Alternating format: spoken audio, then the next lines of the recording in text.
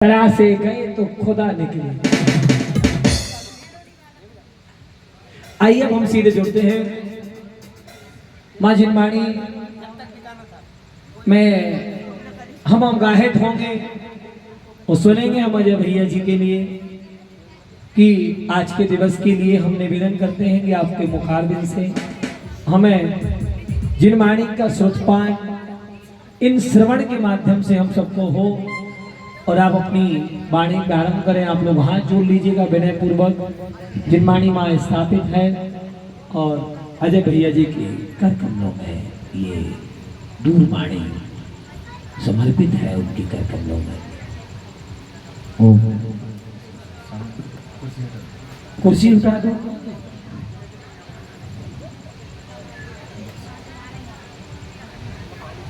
ओम सभी लोग हाथ जोड़ लें, सिद्ध परमात्मा को नमस्कार करेंगे।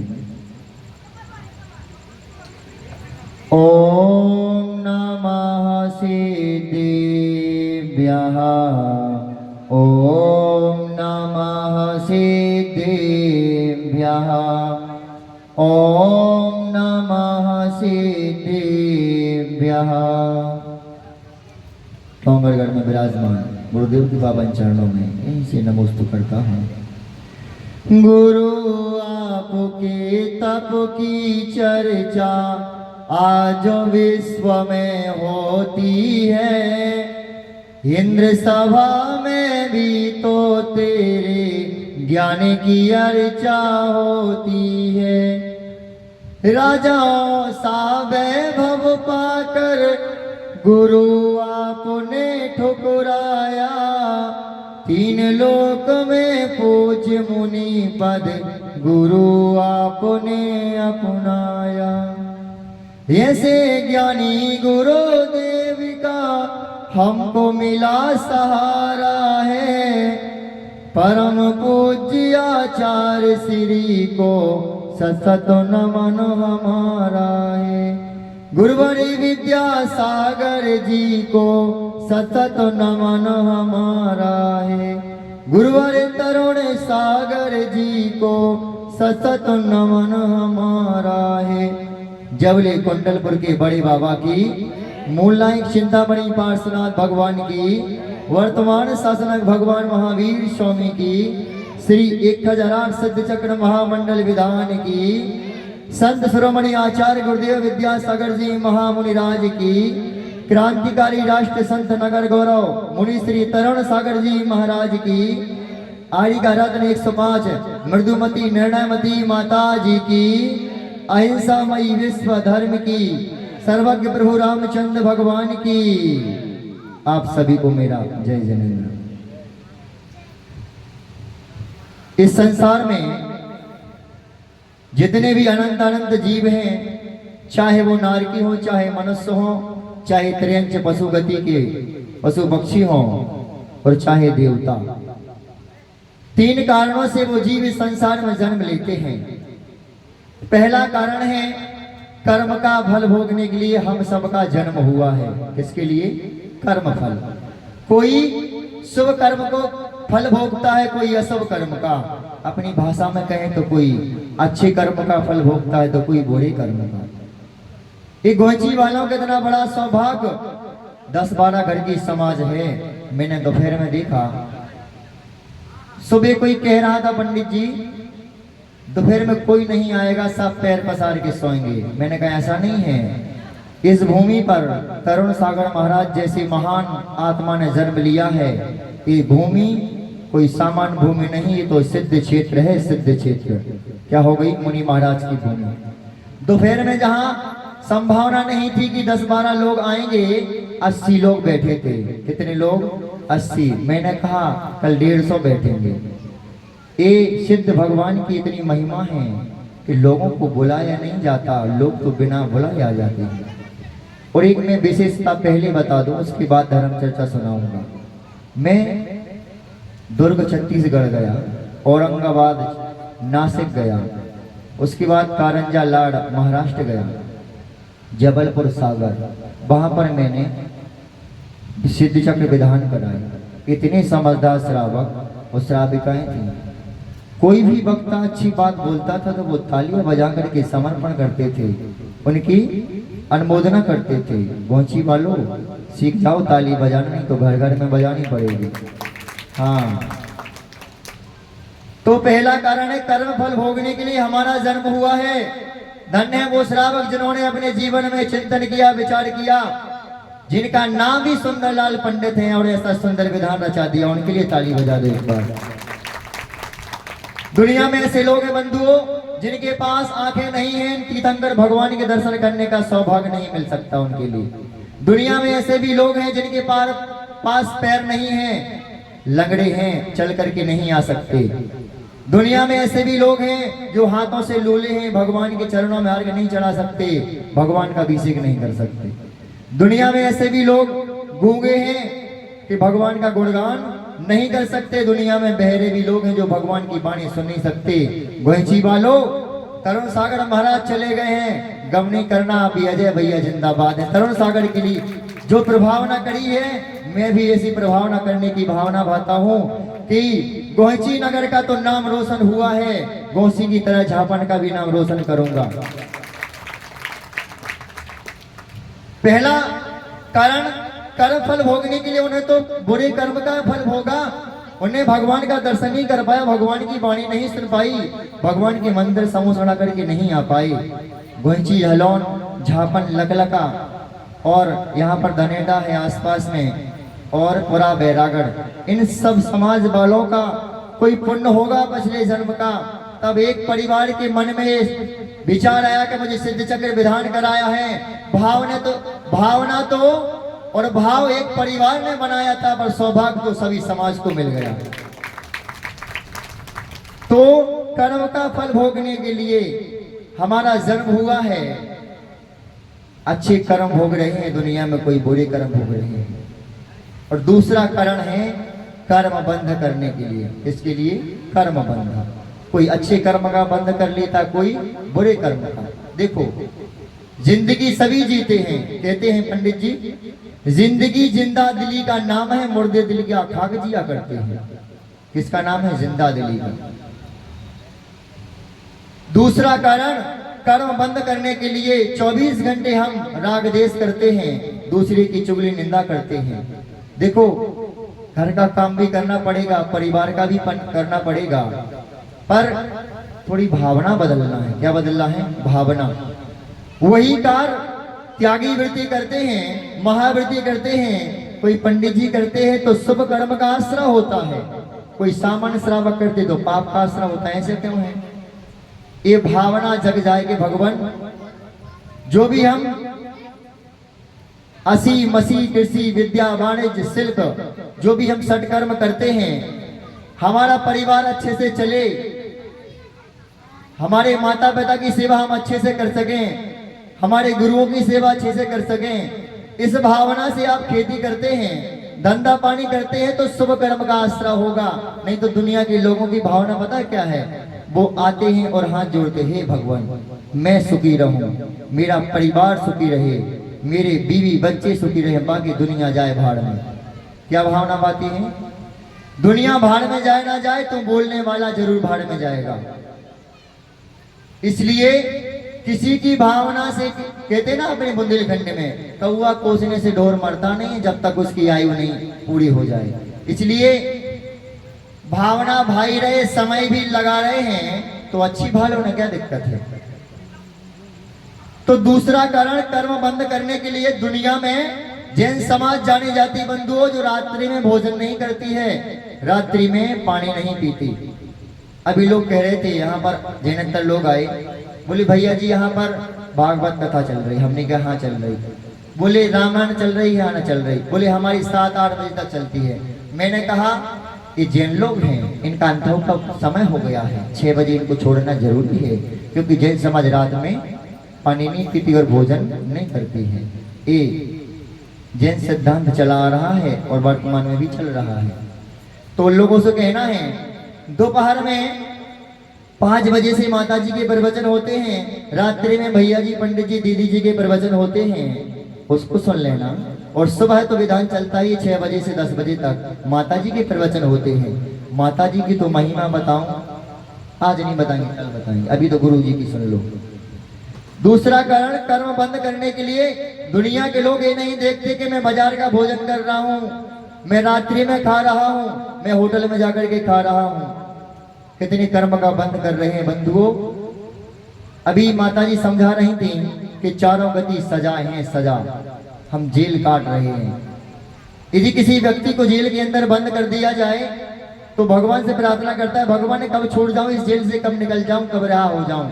कभी ये सोचा है ये मनुष्य रूपी पिंजरे जेल में बंधाऊं, कब निकल जाऊं, कब घर परिवार छोड़ जाए, कभी भावना नहीं जगती है। तो किसी कवि ने लिखा है, चारों गति है सजा सजा, तू कहता है मजा मजा। क्या कहते हो? चारों गति है सजा सजा और तू कहता है मजा मजा। अरे 1 मिनट का मजा और सागरों की सजा, ये बानिया बुद्धि, ये बताओ घाटा का सौदा है कि फायदे का है? इसलिए 2 कारण, कर्म का फल सभी भोग रहे, कर्म का बंद भी कर रहे हैं, पर तीसरा कारण है कर्म नाश करने के लिए हमारा जन्म हुआ है। इसके लिए कर्म नाश करने के लिए, कर्म नाश कैसे होंगे? जैन भगवान के दर्शन करो, भगवान का अभिषेक पूजन करो, आचार्य विद्यासागर जी संतों को चौका लगा करके आहार दान दो। आरिका मृदुमती माता जी आई है, उनके लिए चौका लगाइए, तुम्हारे कर्म का नाश हो जाएगा। अभी देखो, किसी ने कहा था भैया जी आहार दान की महिमा बता देना लोगों को। ये गांव के लोग हैं, क्योंकि यहाँ पर जाना सानिध्य लोगों को मिलता नहीं है, कोई ज्यादा साधु आते जाते नहीं है, कभी सालों में वर्षों में आते हैं। आचार्य कुंद स्वामी ने, उनका नाम पंचविंशति का में अपर नाम भी है, उन्होंने एक गाथा लिखी है, उसको मैं हिंदी बताता हूँ। पंडित जी, पंचविंशति का ग्रंथ का नाम तो आपने सुना होगा। हाँ, उसमें लिखा है, जागर साधु ना पूजिए, अतिथि सेवा नाही, तागर शमशान समान है, भूत बसे त्रमाही। सुन रहे किशोर है? जागर साधु ना पूजिए, जिसके घर में साधुओं का बहुमान सम्मान नहीं होता है, जहां पर त्यागी वृत्तियों के चरण नहीं पड़ते हैं, वह घर घर नहीं शमशान कहलाता है। क्या कहलाता है? शमशान। उसमें रहने वाले जो जीव हैं वो सब भूत हैं, वो सब जिंदा हैं। और कैसे हैं जिंदा? ये मैं नहीं कह रहा हूं, आचार्य कुंद स्वामी महान आचार्य, इसके पहले आचार्य भूत बली, आचार्य पुस्तक हो चुके हैं, उनका नाम मंगलाचरण में नहीं लिया गया। किसका नाम लिया गया? मंगलम भगवान वीरो, मंगलम गौतमो गणी, मंगलम कुंद कुंदाद्यो, जैन धर्मोस्तु मंगलम। ऐसे आचार्य भगवान ने समय सार, नियम सार, युग सार, बहुत सारे अष्टपाहड़ 84 पहाड़ ग्रंथों की रचना की है।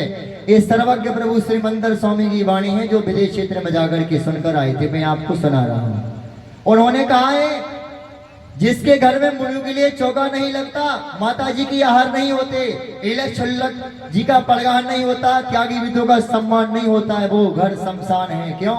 कि व्यक्ति जहां मरण करता है, चाहे वो घर हो, चाहे धर्मशाला हो, चाहे हॉस्पिटल, वो शमशान है। जहां व्यक्ति को जलाया जाता है उसे बरघटा कहते हैं, जहां व्यक्ति मरता है उसे मरघटा कहते हैं। अब बताओ मरघटा क्या है और बरघटा क्या है?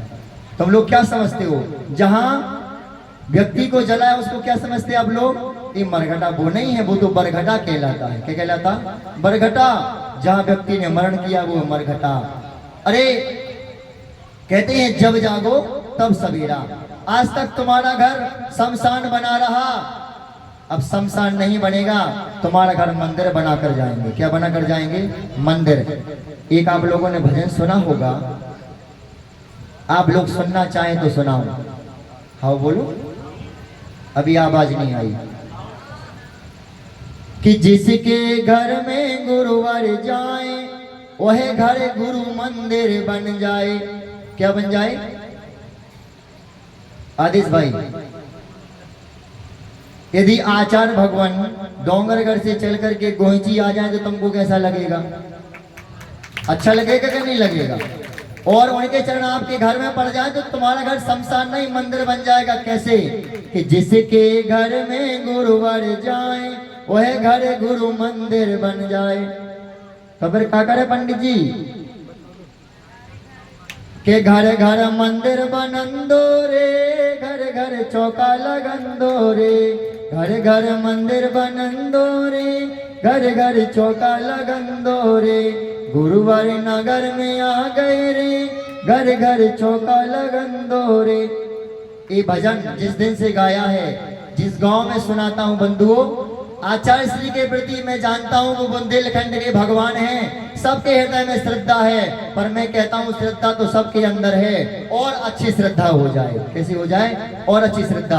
आज जितने भी बुंदेलखंड के जैन हो चाहे जैनेतर, उनसे पूछा जाए कि तुम्हारे भगवान कौन है, तो वो कहेंगे कुंडलपुर के बड़े बाबा आदि ब्रह्मादिनाथ भगवान और रामचंद्र भगवान हमारे भगवान है, ईश्वर है। और तुम्हारे गुरु कौन है? तो इस धरती के चलते फिरते आचार्य भगवान गुरुदेव विद्यासागर जी हमारे गुरु हैं। और तुम्हारा तो बड़ा सौभाग्य है, सबसे ज्यादा इस जैन धर्म की प्रभावना की और व्यक्तित्व का नाम है मुनि तरुण सागर जी महाराज। बड़े बड़े आचार्य हो गए दुनिया में, पर तरुण सागर जैसा संत दुनिया में कभी नहीं हुआ है और भविष्य में होगा भी नहीं। पर वो चले गए, खेद की बात है। पर एक संत और जिंदाबाद है, जिनका नाम है भारत गौरव राष्ट्र संत पुलक सागर जी महाराज, जो तरुण सागर के जैसे ही प्रवचन करते हैं। गोची बुलाना कि नहीं बुलाना? मैंने तो निवेदन किया था, 1 साल रहकर भी आया उनके पास। बोले बुंदेलखंड में बहुत भीड़ होती है। क्या होती है? बहुत भीड़। बोले जब तरुण सागर जी गए थे तो लाखों की जनता आई थी, हमने किया आप आ जाओ तो करोड़ भी आ सकते हैं, क्या दिक्कत है? तो मैं आपको एक बताना चाहता हूं कि जितने भी त्रियंच पशु पक्षियों का कल्याण हुआ है, उन्होंने आहार दान की अनुमोदना की। मैंने एक बार महावीर पुराण पढ़ा था पंडित जी, उसमें एक सियार, न्यूला, बंदर और भी त्रियंच प्राणी 4-5 थे। वहां पर आदिनाथ भगवान का जीव और श्रीमती का जीव वज्रजंग की पर्याय में चक्रवर्ती, वो 4 नदीधारी मुनिराज को आहार दान दे रहे थे। त्रियंच पशु निंदा कर रहे थे, आलोचना करते, भगवान ऐसा हमारा कौन से कर्म का उदय है कि हम मुनिराजों को आहार दान नहीं दे सकते, चौका नहीं लगा सकते, क्योंकि इस सौभाग्य मनुष्य गति के लोगों को प्राप्त हुआ है। उन्होंने निंदा की, भगवान आलोचना की कि मैंने जो कर्म किया है पिछले जन्म में, ये पर्याय मिली, ये पर्याय जल्दी से छूट जाए, मैं अभी मनुष्य बन जाऊं और आचार्य विद्यासागर संतों को चौका लगा करके आहार दान दो, ऐसा सौभाग्य आ गया हमारे जीवन में। उन्होंने भावना भाई कि भगवान जब भी मनुष्य गति में जन्म होगा, जब भी मैं श्रावक पर्याय में जाऊंगा, जैसे वज्रजंगी की पर्याय में चक्रवर्ती ने और श्रीमती ने आहार दान दिया है, मैं भी ऐसे आहार दूंगा। इतनी भावना भाई बंधुओं, तो एक जीव भरत चक्रवर्ती बना, दूसरा जीव कामदेव बाहुबली बना और 2 उनके 4 मंत्री बन गए और उसी भाव से मोक्ष चले गए। एक आहार दान की महिमा है। और गुरुदेव की महिमा जितनी भी गाऊं उतनी कम। मैं कुछ गुरुदेव के व्यक्तित्व जीवन के बारे में बताना चाहता हूँ। बेटा पीछे यहाँ पे कुछ खाना नहीं है ना, कुर्सी पर बैठे बच्चे कूलर के पास, या पाउच वाउच मत खाना, पीछे जाओ। जब आचार्य भगवान ज्ञान सागर जी गुरुदेव ने ऐलान किया अजमेर की धरा पर, तुम लोग कहाँ जा रहे हैं? इनकी आत्मा संतप्त हो गई। 10 मिनट बैठ जाओ, घर तक ने पहुंच पाओ। हमने सुना था एक बार महिला उठ के गई, वो द्वारा वापस ही नहीं आई। चलो कोई बात नहीं जी, एक गोंची की लोग इतने सारे, ये हमारे लिए 1000 के बराबर है, कोई दिक्कत नहीं है। जब आचार्य भगवान ज्ञान सागर जी गुरुदेव ने 1968 में 30 जून का महीना था, उस दिन ऐलान किया कि विद्याधर को डायरेक्ट मुनि दीक्षा दी जाएगी। क्या दी जाएगी? मुनि दीक्षा। वहां के बड़े बड़े विद्वान विदुषी माताओं बहनों ने विरोध किया, श्रावक श्राविकाओं ने विरोध किया कि इस पंचम काल में लोग जहाँ रात्रि का भोजन नहीं त्याग पा रहे हैं, होटल में जाकर के भोजन करते हैं, डायरेक्ट मुनि बनाना ये उचित नहीं है, पहले क्षुल्लक बनाओ फिर एलक बनाओ, उसके बाद मुनि दीक्षा देना, ऐसा उन्होंने भाव रखा। पर ज्ञान सागर जी गुरुदेव ने तो परख लिया था। उन्होंने कहा मैंने परख लिया है विद्याधर को, ये तो विद्यासागर क्या दुनिया का भगवान बन सकता है। क्या बन सकते हैं? भगवान बन सकते हैं। और उन्होंने आज भगवान बना करके दिखा दिया। अरे आचार्य ज्ञान सागर जी गुरुदेव ने तो एक ही विद्यासागर बनाया, पर हमारे गुरुदेव ने तो हजारों विद्यासागर बना दिए धरती के ऊपर। देख लो कितने सारे मुनि महाराज एलक शिल्लक और आरिकाएं माता जी। ये समझ लो यदि उनका संग गोहची में पांडाल में आ जाए तो बनेगा नहीं, इतना बड़ा संग है। तो वहां पर ऐलान हुआ, जिस जून के महीने में कभी बादल नहीं होते आकाश में, कभी पानी का मौसम नहीं बनता, 1:30 बजे आचार्य भगवान ने अपने शरीर से वस्त्रों को उतार करके फेंक दिए और जैसे ही दिगंबर मुद्रा को धारण किया तो आकाश से झमाझम बारिश होने लगी। क्या होने लगी? झमाझम बारिश। तो जो पहले पंडित और विद्वान विदुषी माताएं बहनें विरोध कर रही थी, बड़े बड़े श्रावक श्राविकाएं, वो कहने लगी ये कोई सामान्य आत्मा नहीं है, किसी भगवान ने आकर के दोबारा जन्म लिया धरती के ऊपर। क्या लिया है? किसी भगवान ने आकर के। ऐसी गुरुदेव की महिमा। मैंने दोपहर में भी कहा था कि हम जैसे भव जीव संसार में भटक ना जाएं, इसलिए भगवान आत्मा को दोबारा आदमी बनना पड़ा, क्योंकि यदि वो नहीं होते ना तो जैन समाज का अस्तित्व खत्म हो जाता। जहां आज चाहे गोंची हो, चाहे झलोन, चाहे दमोह जिला, चाहे मध्य प्रदेश, चाहे पूरा भारत देश, यदि जैनों का नाम जाना जाता है तो आचार्य विद्यासागर जी के नाम से जाना जाता है। ये उनकी महिमा है गुरुदेव की। और दूसरी बात मैं बताना चाहता हूं कि जो जिनेंद्र, जब किसी व्यक्ति का हजारों जन्मों का पुण्य जगता है, कितने जन्मों का पवन भैया, कितने जन्म का? हजारों जन्म का जब पुण्य उदय में आता है तो हमें जैन कुल में जन्म लेने का सौभाग्य मिलता है। कौन सी कुल में? जैन कुल में। अजय भाई आप तो हमारे ही नाम वाले हो ना। जब किसी व्यक्ति का लाखों जन्मों का पुण्य जगता है तो आचार्य विद्यासागर संतों का दर्शन करने का सौभाग्य मिलता है। कितने जन्मों का? लाखों जन्मों का।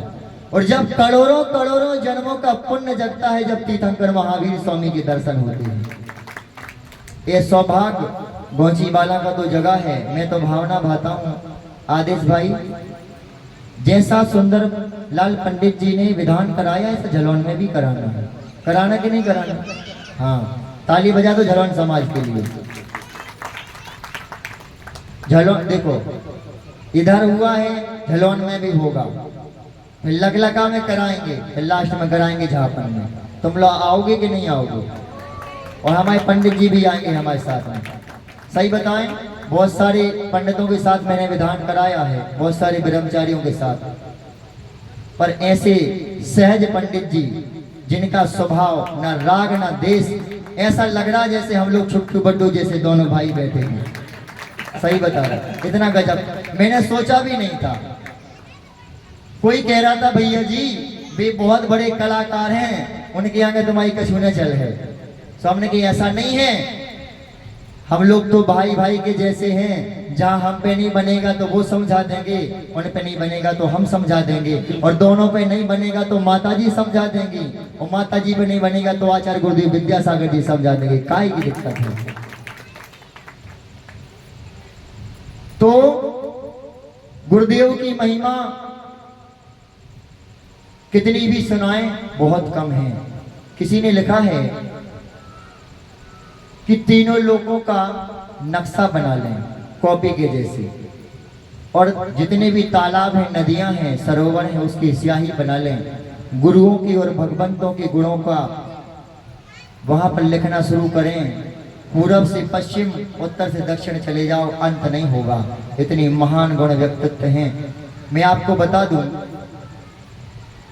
मेरा ही चिंतन विचार है, जब आचार्य भगवान गुरुदेव विद्यासागर जी की चर्या चतुर्थकालीन जैसे मुनियों के जैसी है, जिनका तप चतुर्थकालीन जैसे मुनियों का जैसा है, जिनका शरीर सूर्य के समान दमकता है, आप चिंतन करो जब आचार्य विद्यासागर गुरुदेव सोने के जैसे चमकते हैं तो तीर्थंकर महावीर भगवान कैसे चमकते होंगे? कल्पना करना आप लोग।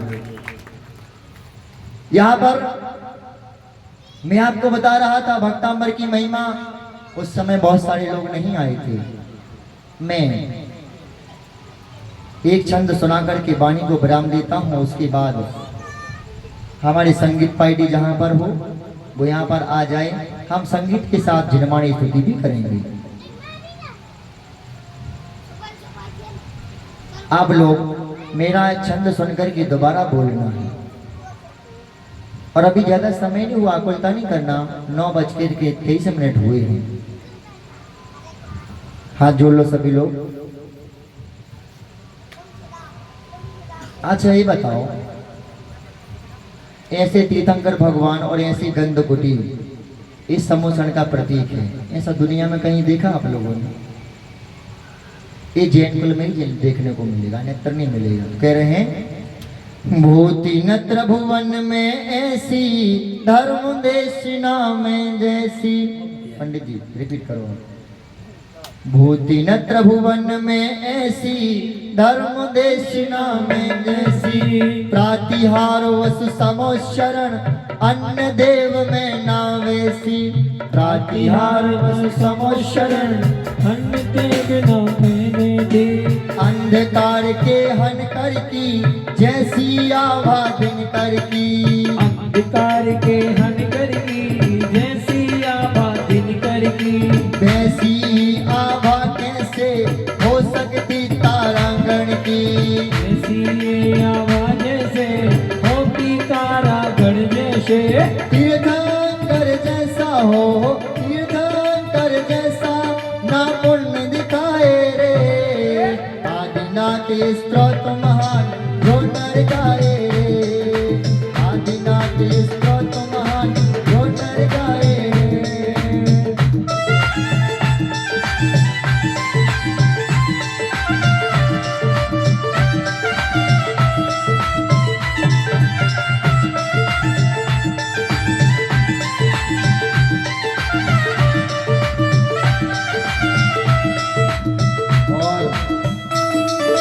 मान तुंग सर्ग जई, मान तुंग है कर्म जई।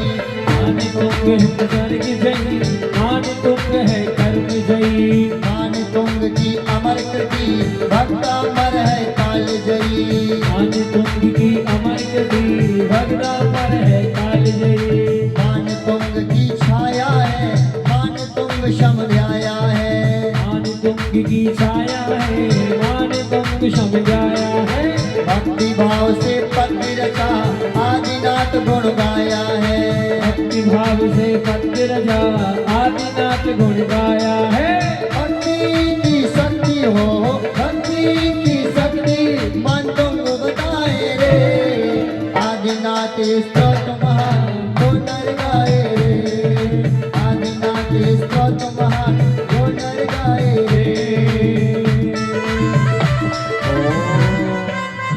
इसमें कह रहे हैं मान तुंग उपसर्ग जयी हो गए, कर्म को जीत लिया। मान तुंग है कर्म जयी, मान तुंग की अमर कृति, भक्तामर है काल जयी। बंधुओं, बड़े बड़े आचार्यों ने स्वयं भी स्त्रोत, विशापहार स्त्रोत, पार्श्वनाथ महावीर स्त्रोत, हजारों स्त्रोत रचे हैं, पर सबसे ज्यादा पाठ, सबसे ज्यादा विधान होते हैं तो भक्तांबर के होते हैं। किसके होते हैं? भक्तांबर के। कहते हैं कि उनकी अमर कृति अजर और अमर हो गई। क्या हो गई?